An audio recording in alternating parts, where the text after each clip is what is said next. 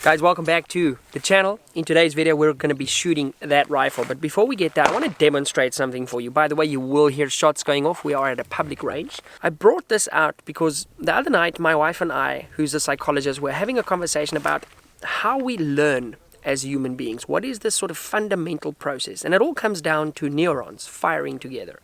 And there's a saying, what fires together, wires together. And we're going to circle back to that in today's video. But basically, I mean, if you have a kid or you were a kid, how else are you watching this if you weren't? Perhaps you were dropped off by aliens.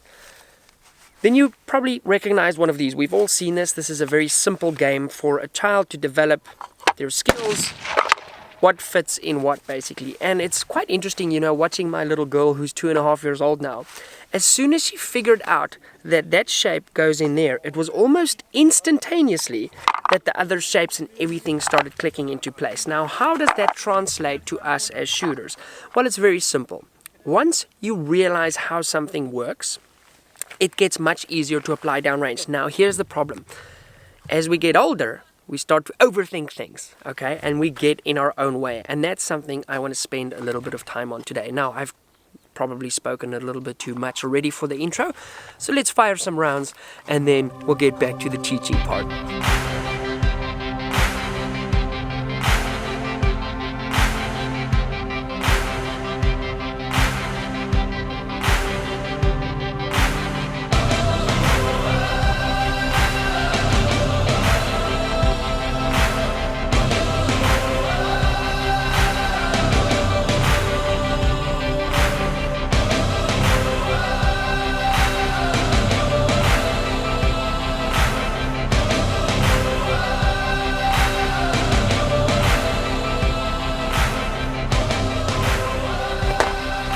So by the way, I've recently switched to the Axle electronic active hearing protection. So as these shots crack off behind me and beside me, it actually dampens that sound right down. So it's pretty cool. If you want to check them out, what I really like about these as opposed to some of the other hearing protection, because I run a business and you know I have stuff to do, when I'm out at the range I can literally, even if my phone's in my car, I can answer the phone, do all of those kind of things on the hearing protection. So super cool. And if you use the link below, you will help support the channel because we do get affiliate commission on that. But these are pretty slick. Anyway, let's go.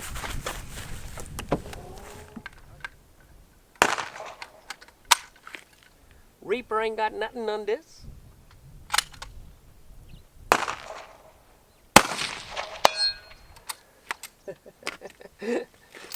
That's always fun. Okay, now let's take this sort of relatively low position here. This is what I would call sort of a classic kneeling position.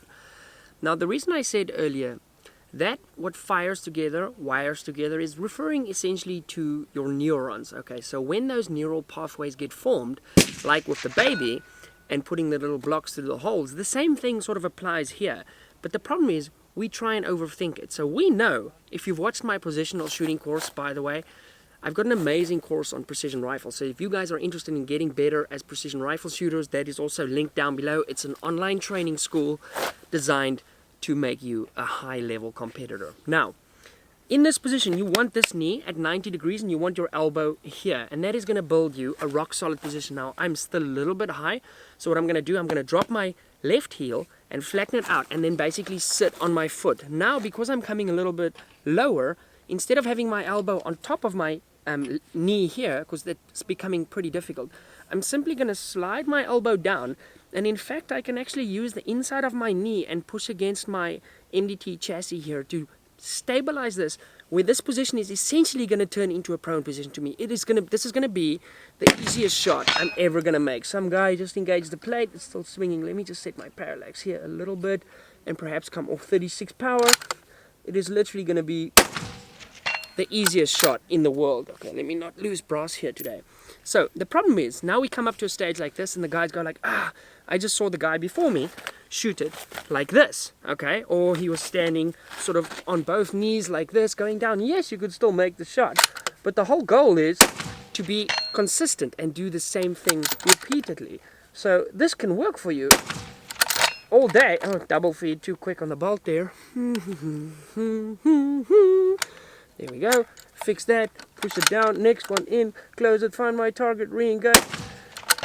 So there's many ways to solve the problem, but the goal is to do the same thing that you're consistently good at. Now let me show you guys another example of where guys oftentimes they just absolutely overthink it, and that's the problem. I think what we do as adults is we tend to overanalyze it, where the baby's just going, okay, circle, circle, boom, and you fix it like that. So when you get to a stage, I want you guys to approach it in essentially the same way.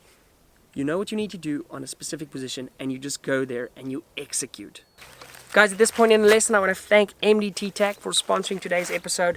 This is an MDT ACC. The rifle is only a Howa 1500, but as you can see, in this platform, it becomes absolutely deadly at this precision rifle game. So if you're looking for a chassis system, you want to get your current rifle more accurate, look no further than mdttac.com. Please, why is there an airplane now? If we had a look at this next position, let's say for example, the match briefing said you had to shoot it off the top here. Now the problem becomes is, because there's rocks all the way to here, it's very difficult to actually get there. So the only way that I'm going to solve this problem is quite simple. So I'm going to do the exact same thing, basically the same thing. The circle's still going in the circle hole. So I'm going to put my leg up, shift a little bit over, and I'm going to be able to put my bag there and put my elbow on my knee and get into essentially the exact same position that I've done there. It may look different, but what we need to do to solve the problem remains the same.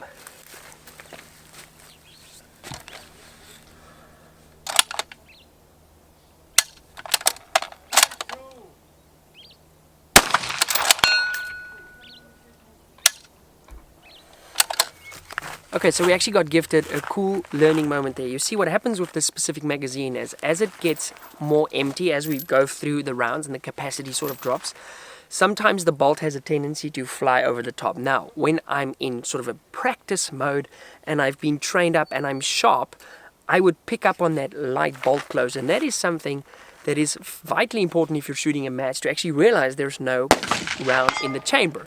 And I didn't do that, but as soon as the rifle went click, first of all, it's quite cool to see when you don't know your rifle is not going to actually fire, that the reticle remains exactly where you were aiming, that there's no flinch or something like that. So that's very important to look for something like that.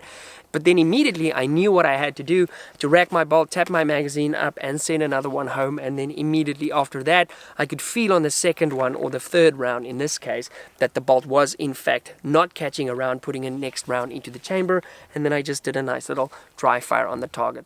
So one of the things I really love about the sport is that essentially anything can be an obstacle to shoot off. In this case, there's a little picnic bench right next to the rocks we were just shooting off. And I thought this is a really good place to show you guys something. So oftentimes at a match, there'll be, let's say for example, stage briefing is you'll start at the back there. You have to shoot 2 rounds off this sort of seat, 2 rounds off the top, 2 rounds off the other seat, and then 2 rounds off the top again. Now there's 2 ways to do this. A lot of shooters might see comfort in using their bipod as front support and then using their bag as rear support. I don't like to do that, and it's for the simple reason that all of a sudden you're juggling not just one balance point on your rifle, but you got to line up the bipod. Chances are your bipod legs might just make it on this, so you got to take a little bit more care to put your rifle down straight. We're going to demonstrate it. Maybe I can do both. I can shoot one stage with just the bag and then one stage with the new ground pod from MDT. By the way, these are available in South Africa now. I have them on my website. I think we sold out in like seconds. So if you want to get one on the next shipment, make sure you get your order in. I'm going to be doing a ground pod review.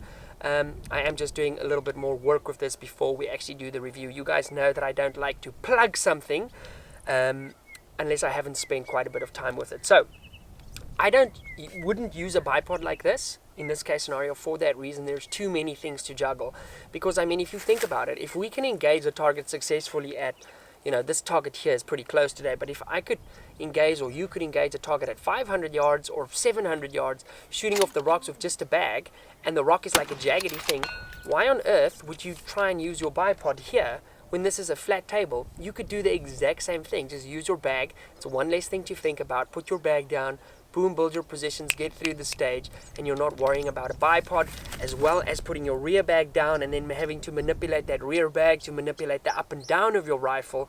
There's so much less to think about if you just put your bag down, put your rifle on top, and engage the target. Anyway, let's see if in theory it actually works out that way. I'm going to shoot it both ways. We're going to put a timer on it, and let's go.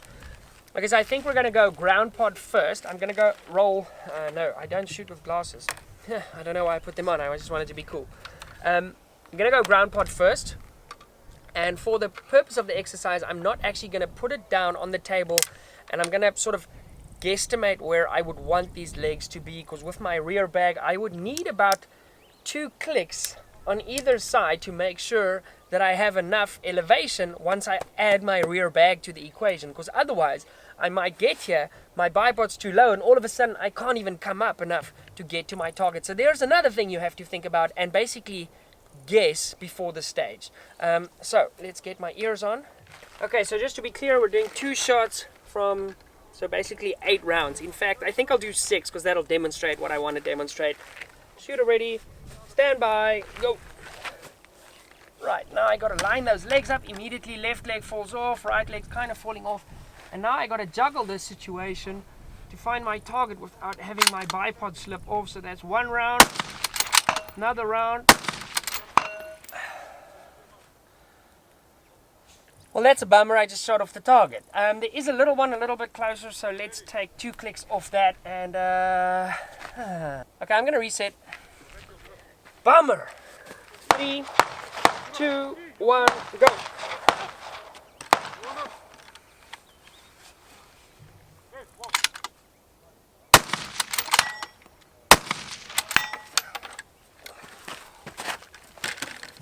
It is pretty stable like this. I mean, we knew that was going to be stable.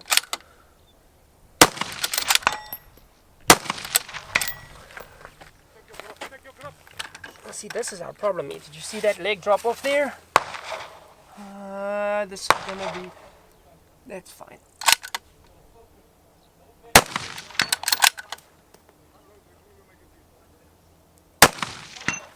Okay, I needed to adjust to a different target there, because right in front of my muzzle there's a car, and I probably cleared the car by like this much now. Okay, it's not right in front of my muzzle, but in my line of sight. I'll show you guys an angle of that now. That was threading the needle. Okay, so same thing as before. Mag's going to go in, except this time no bipod. So we're going to pop that guy off and sommer gooi it there.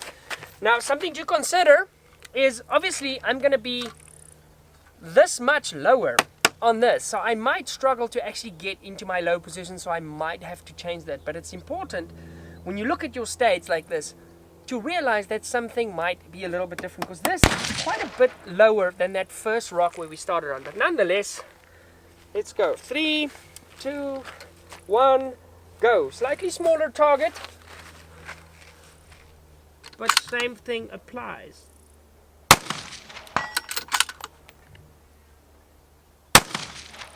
I'm staying in my scope even though I know it's an absolute banker to see the result downrange.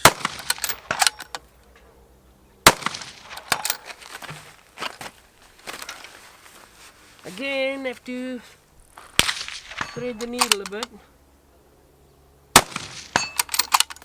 I had some misfeed, but I'm going to dry fire. Oh, it wasn't a misfeed. Okay. Right, so I think that was considerably faster. It felt faster, it felt more comfortable, it felt more controllable. Guys, that's a wrap for today's lesson. If you enjoy this style of content, please let me know in the comments down below. I really love making this style of content. I really love teaching.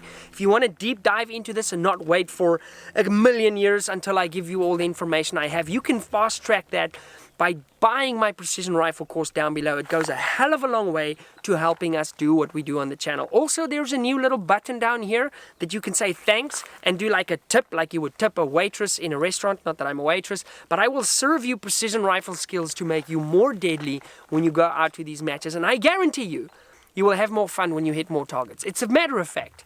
So anyway, guys, thank you very much for watching. I really enjoyed making this one for you. It was a lot of fun. And once again, thanks to MDT for knocking it out the park with the ACC and the Baker wings, which are absolutely legit. Guys, I've been Pete. Please follow me on Instagram, all the lovely stuff. And goodness gracious, that was a ricochet. I'm going to end the video on that. Holy